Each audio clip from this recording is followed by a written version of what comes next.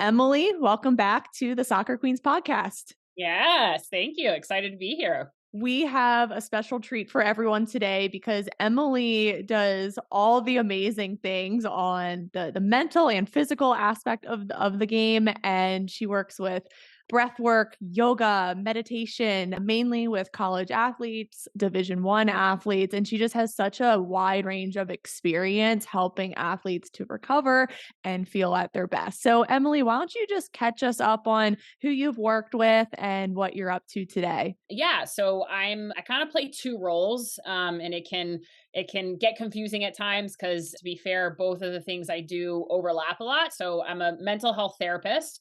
So I work with both athletes and non-athletes in a what we I think consider as like a traditional therapy setting. And then I do really mindfulness and performance coaching. So that's really where a lot of the athlete work that I do is focused on. And so, yeah, I work mostly in the college space. So, right now I've got teams at the University of Michigan, Villanova University, University of Pennsylvania, and I do some stuff in and around the Baltimore area. So I'm actually headed out to a a lacrosse game today with the McDonough girls high school team, which is a very elite high school program. And then I do a bunch of stuff. I spent last summer with the Australian women's national team, their lacrosse team at the World Championships. Yeah, kind of pop around and do a lot of things, work with a lot of different athletes. So, and yeah, really the nature of my work is rooted around this concept of mindfulness. And there's a lot of different ways that you can practice mindfulness, implement it into what you're doing as an athlete, both on and off the field. And so, really, a lot of the role I play when I work with teams, organizations is coming in to be an added resource, someone that's really helping athletes develop mind, body, and soul, both on and off the field. Because for me, I feel like it's all connected. So, yeah, that's kind of what I do. And I know we're talking a lot about breath work today. And the breath is so important, and helping athletes really understand that and understand the power of that is it's a lot of fun. That's brilliant. And guys, Emily does it all. So this is going to be such a good discussion and we're going to go down so many paths. But yes, the core of this conversation is breath work. And when we start with the breath, it improves so many things in our performance and also just our overall health. And Emily, I just want to start off with just a secret about myself because I kind of tease this on my Instagram, but I was telling people, I'm like, okay, can you guys guess what I do during sleep that has improved my life and my overall health that has to do with breathing? Someone guessed, oh, you have like a breathing machine. And I was like, no, I'm not that decrepit, but the answer is I actually tape my mouth when I sleep. Have you Hmm. heard of this? Oh, yeah. Yeah, yeah, yeah. Okay, so I'll let you talk about this and why we should be breathing through our noses when we sleep, but I Hmm. have been a chronic mouth breather during sleep and just suffered with insomnia. I know you've talked about it with you as well, and for so many years, just waking up with splitting headaches, lack of focus and energy, and I realized it was because of my breathing. So then I discovered the whole concept of mouth tape, and since then, I've never gotten better sleep in my life. So it's so powerful during sleep and when we're awake. So let's get into nose breathing and why we should be breathing through our nose. Yeah. Yeah. So I love it. And there's I'll put a plug out for a book. I think it's breath, or maybe it's breathe, one or the other, by James Nestor. And he does this whole experiment, right? Where actually he first blocks his nose and only breathes out of his mouth and then kind of reverses the process. And yeah, it's fascinating. The breath is so interesting because it's an automatic process, right? We don't have to think about it. And I always joke, I'm like, thank God for that, right? Because if we had to think about breathing, we'd all be dead, right? But the fun thing is that it's really the only automatic process that we can actually control, right? And so, yeah, really, I think if we look at the breath as a whole, right? If we're looking at the main players, it's, how the breath is going to be entering or exiting us, which is either nose or mouth, right? And then we've got lungs and we've got diaphragm, and then we've got various muscles that are kind of like secondary to helping us breathe. And yeah, nose breathing is really, really important. Obviously, I'm one of those people that it's like, okay, well, if we're sprinting, right, in a game, like in a soccer game, like, okay, yeah, like open your mouth, right? Like, it's one of those where, okay, I understand we have to at times breathe through our mouth.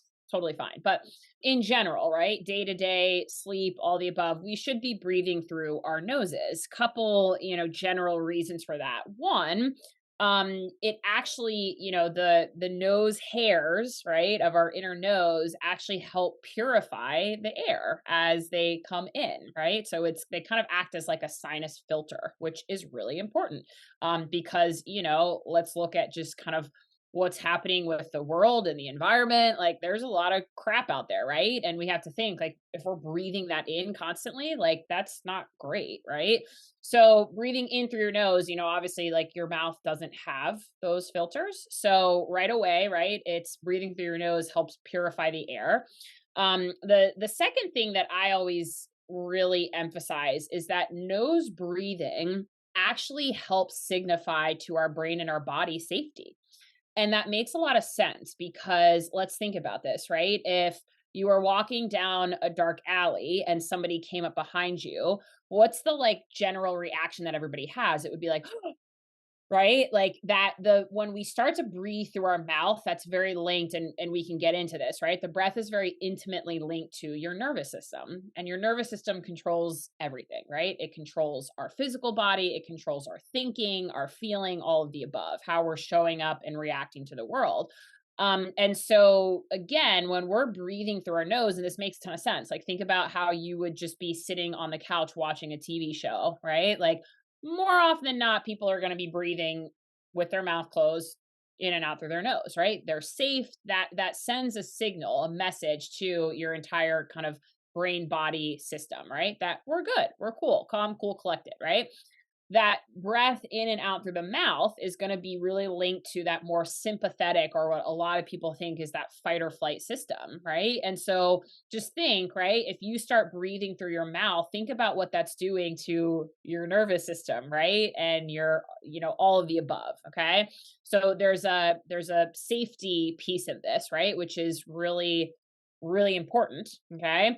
Um and then, I think the other piece is that it's so cool, and James Nestor in his book talks about this, right? Is actually like and they've even been able to look at like the skull and structure of the face and how it's changed through time, right? Like there's pieces of, breathing through your mouth first nose that actually change the structure of your jaw and your skull. And so yeah, it's we know that it's just better for your overall health and well-being to be breathing on a daily basis, on a regular basis, in and out through your nose. Oh my goodness, there's so many amazing benefits. It's insane. So, the first one you touched on is just how the nose acts as a filtering system. And that's so important for young athletes who have compromised immune systems and who want to do the best they can to not get viral infections or deal with bad allergies in the spring. So I love that you touched on that. I mean, that one is so overlooked and not many people know that that's one of the functions of the Mhm. nose. And then another one you touched on was just being able to get in that parasympathetic state. So when we breathe into our nose, that then lowers the heart rate, correct? Compared to mouth breathing. Yeah, and it's also yeah, we can get into this. I mean, I think it's a great time. So, in general, right? Your inhale and your exhale are linked to heart rate variability, which I'm sure you know this as a strength coach, right? Like heart rate variability is that just like beat to beat or heartbeat to heartbeat like difference, right? So when we breathe in, the lungs actually expand and press on the heart. And so the heart actually beats a little bit quicker. And when we breathe out, right, the lungs deflate and give the heart more room. And so the heart slows down. High heart rate variability is a good indication of health. So more so, right? The mouth versus nose is more so linked to just the actual message that the nervous system is getting, of like, okay, are we in trouble or are we safe, right? More often than not, right, when you're actually in trouble, like, great example, right, if a tiger was chasing you, you're not going to be breathing in and out through your nose, right? You're going to be freaking panting and sprinting for your life, and so that's sending the whole body, the whole nervous system, into a state that is optimal for survival. Does that make sense? Whereas, right, when I'm here talking to you, doing this podcast, like, outside of speaking, I'm breathing in and out through my nose. So that sends a signal, right, to my whole nervous system, my body, that I'm good. I'm not being chased by a tiger. I'm okay, right? I'm safe. And we can shift into, right, more of a parasympathetic nervous system state, which is that, rest, digest, that safety. And that's really important for recovery. We have to be there in order to recover.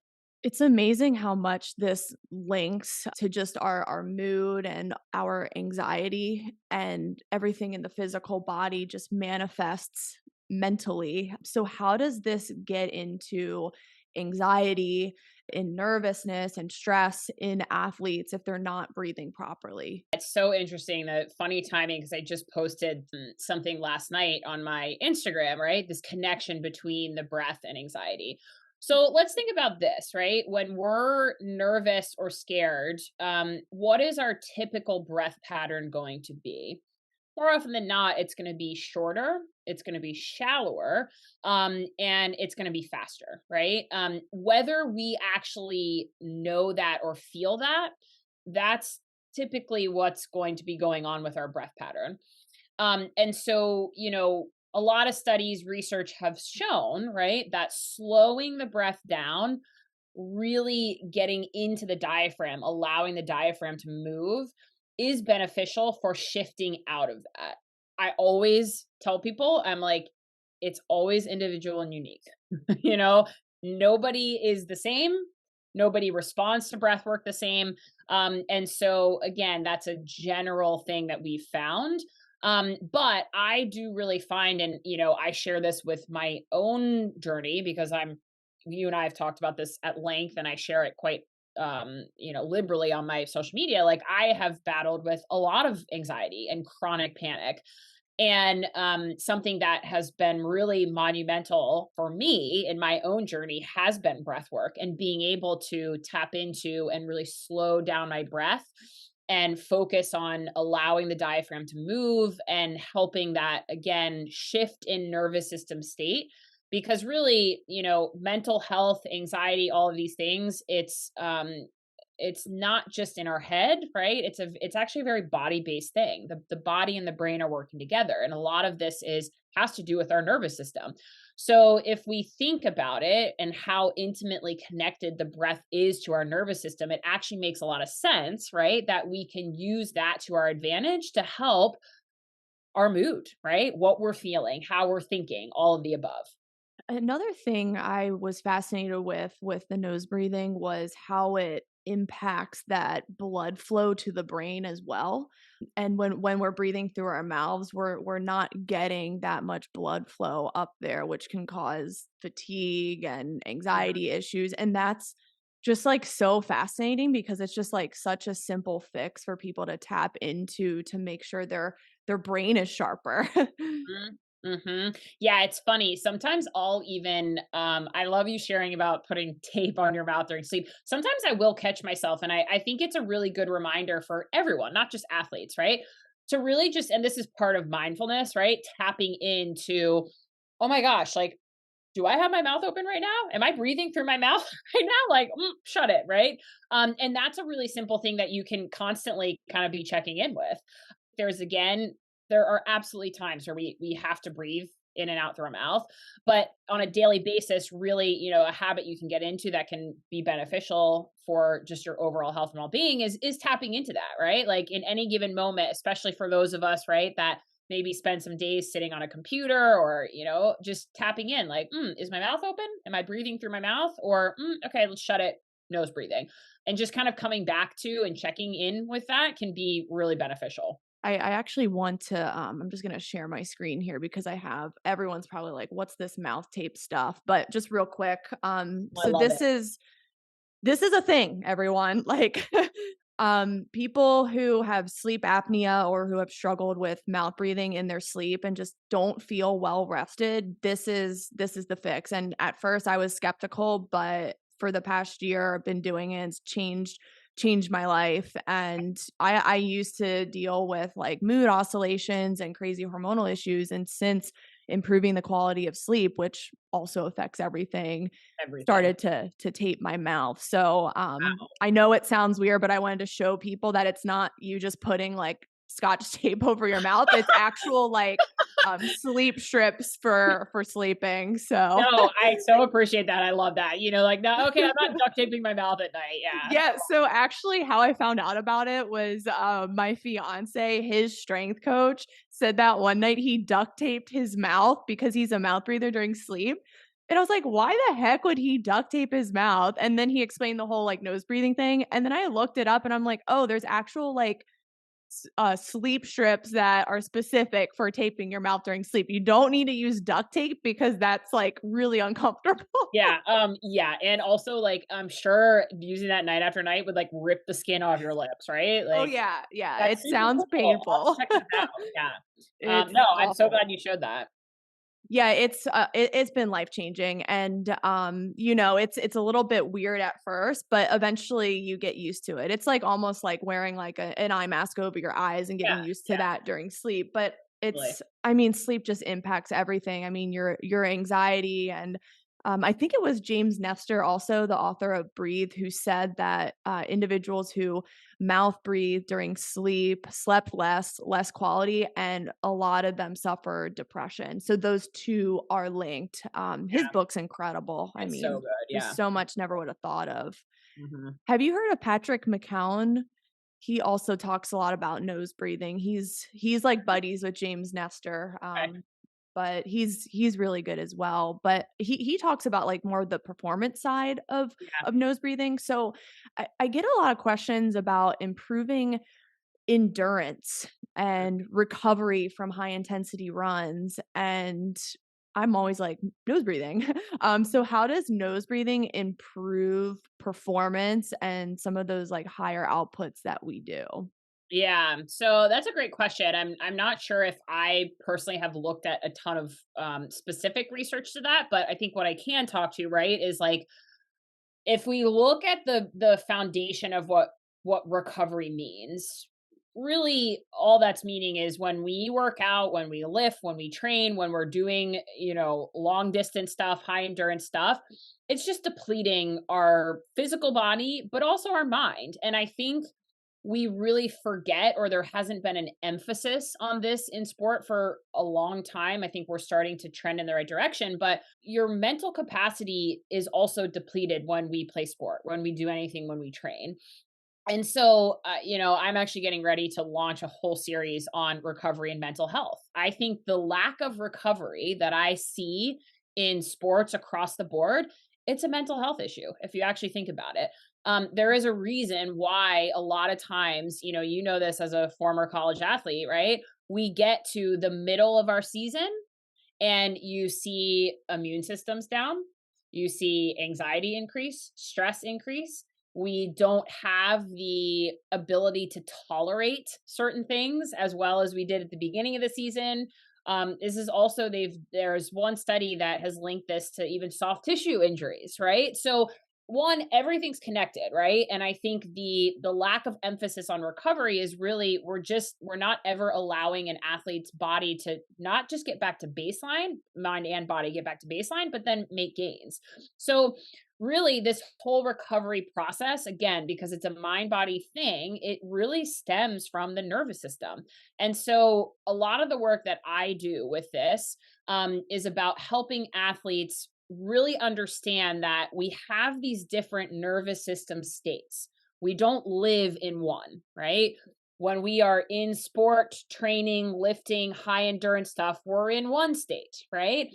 we cannot fully recover if we don't ever shift, right, into the state that we need to be in to recover. And that's what we're talking about with this parasympathetic nervous system. It gets even trickier, and we don't have to go into it, but the parasympathetic nervous system actually even has two branches, right?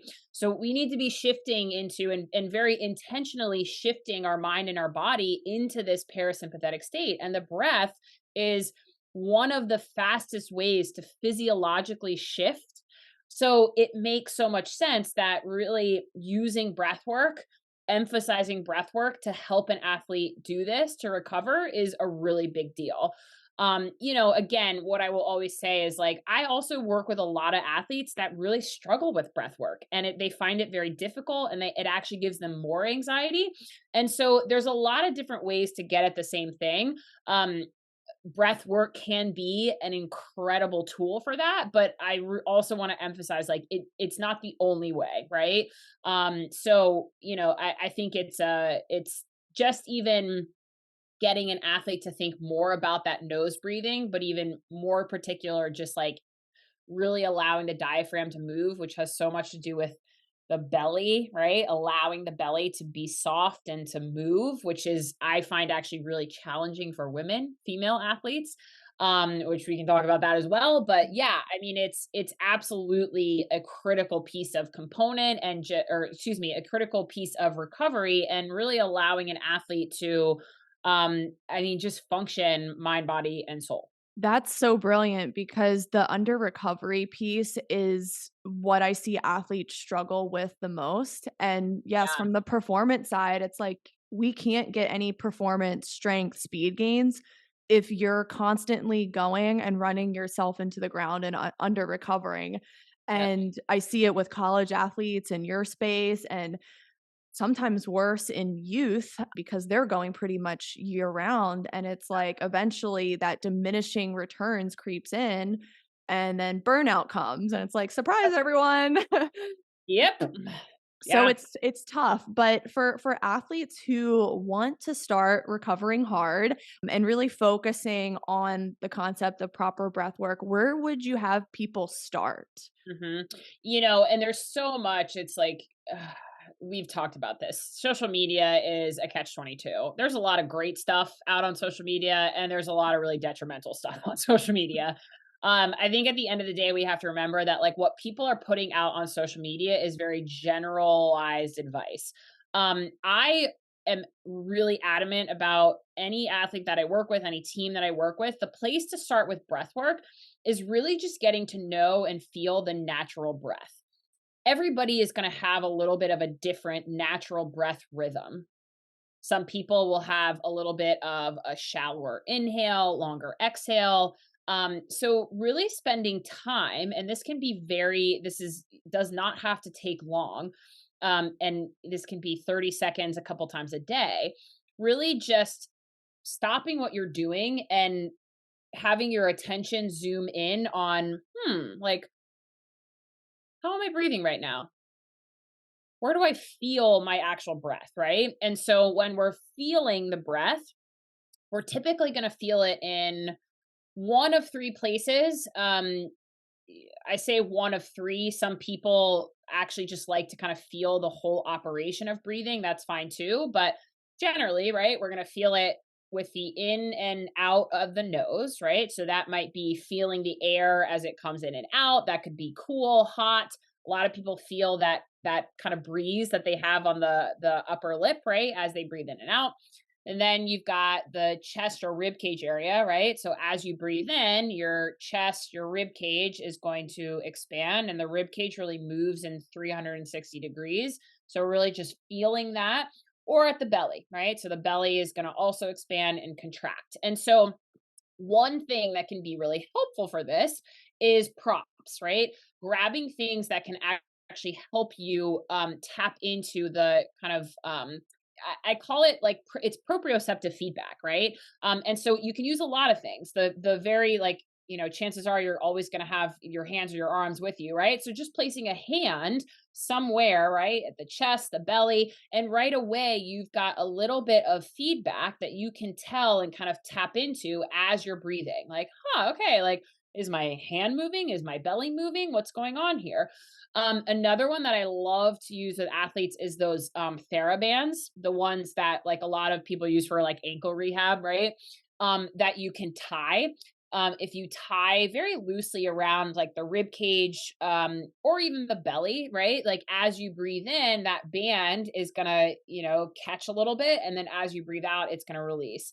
Another one is, and I do this with kids, and because I work with little guys like 6, 7, 8 in a clinical setting, is grab something that has a little bit of weight. And I like to use like weighted stuffed animals. I had a penguin in my office. It was like a weighted penguin, and it was the cutest little fluffy thing. And so like put the penguin on your belly, right? Put something that has a little bit of substance or weight on your belly so that as you breathe in, right? You can just feel like what's going on. It's giving you some feedback. And so starting there, right? Really just getting to know and like, because again, the breath is something that happens automatically. We don't have to think about it. Therefore, actually thinking about it is a way that we get to know it. And then once we get to know our natural rhythm, right, we can start exploring with different types of breath work.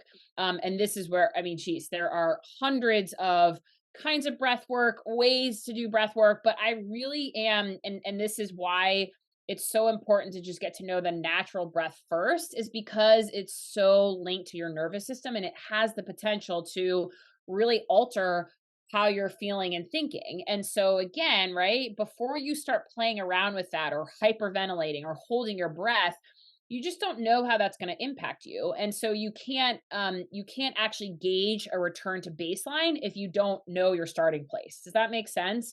So really getting to know the natural breath, and then from there exploring, trying different types of breath work, playing around with the length of inhale, exhale. Where I generally like the next phase where I take athletes is like seeing if we can just A, slow the breath down, and then B, just very tiny amount lengthen the exhale, because that is generally going to have a very soothing effect on the mind and the body. Those are some great drills and just a nice place for everyone to start. Now, before sleep, do you think athletes would really benefit from some form of breath work before sleep to just get nice and relaxed? Yeah, it's one of my favorite practices, and I give this to a lot of my female athletes because again, if we look at just the nature of the breath and what has to happen to actually breathe properly, the lungs have to inflate, the diaphragm has to go down, and that means that everything that's in your belly has to push out. And I often find that my female athletes in particular really struggle with diaphragmatic breathing because we live in a culture that emphasizes suck it in, tight waist, six pack abs, right?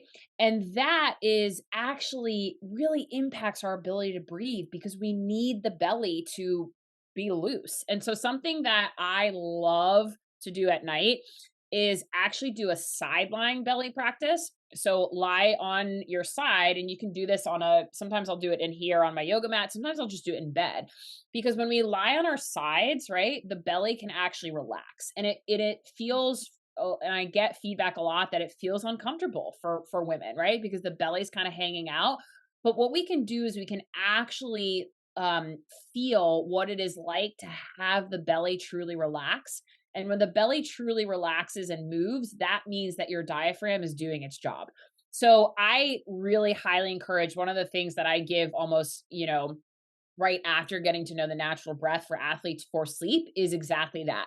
Either get on the ground before you get in bed, or get in bed and get on your side, and just lay on your side with your top hand. So if I was going to lie on my right side, right, I would take my left hand, that top hand, and place it on my belly, right, and just give it a rub, like kind of just like allow the belly to fully relax, and then leave your hand there, and then as you breathe in, really breathe into your hand, like push your belly into your hand, and take a couple rounds of that, like really breathe in, push the belly out, really breathe out, and then let it go, and notice a difference in your ability to breathe.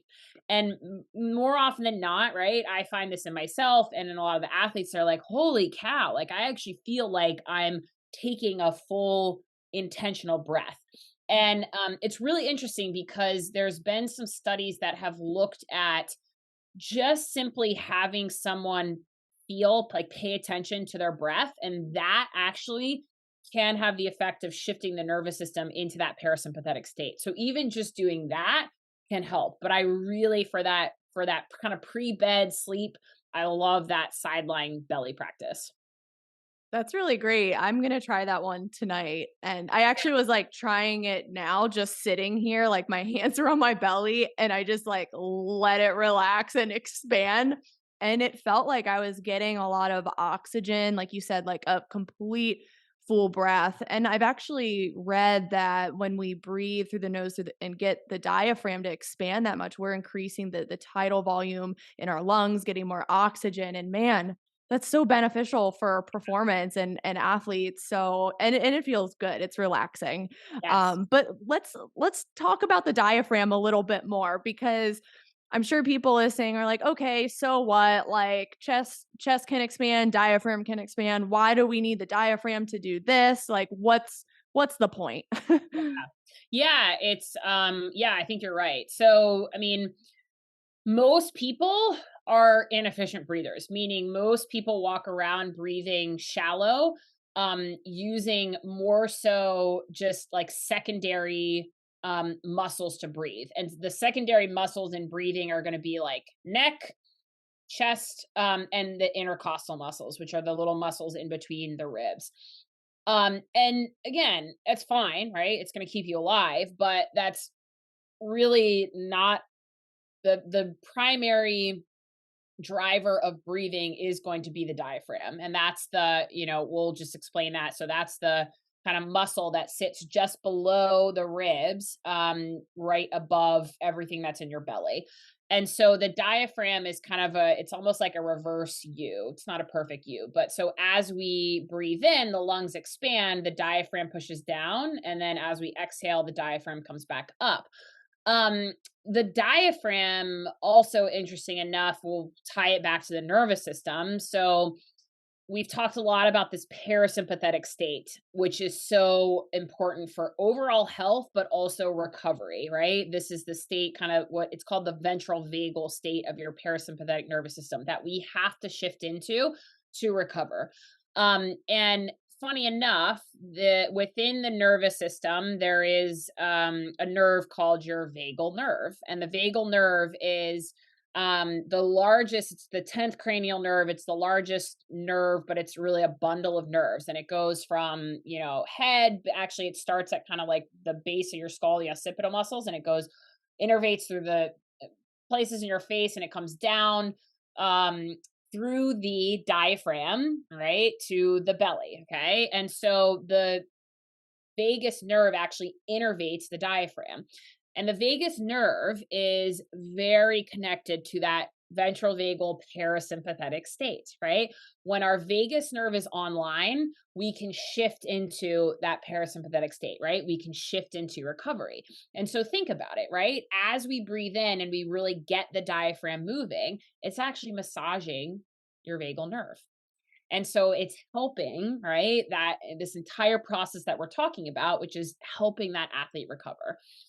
So yeah, I mean, it's the other piece that is really interesting is um, we find that the parasympathetic nervous system actually has a bunch of nerves. Like a lot of the main nerves of the parasympathetic nervous system are in their branches are in the lower half of the lungs lobes.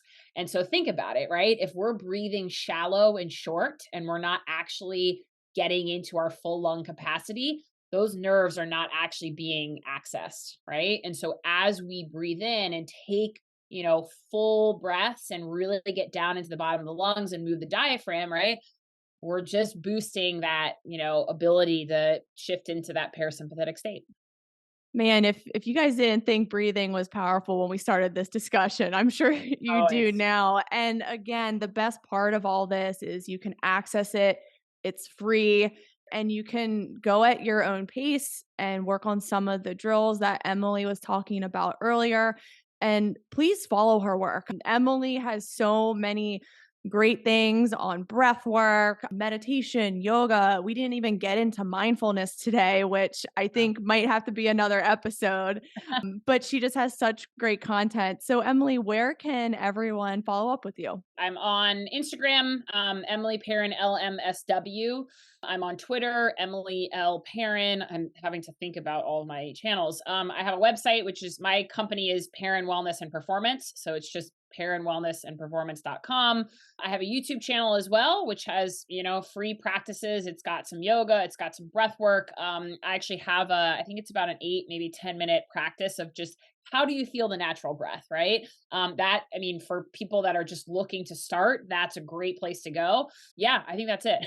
Awesome. So be sure to check out those links in the caption below and follow up with us in the comments. Have you tried any of these drills? Have you taped your mouth during sleep? Have you seen the benefits of it? Let us know in the comments and please, please follow up with Emily as well. Emily, thank you again. And everyone, I'll see you on the next episode.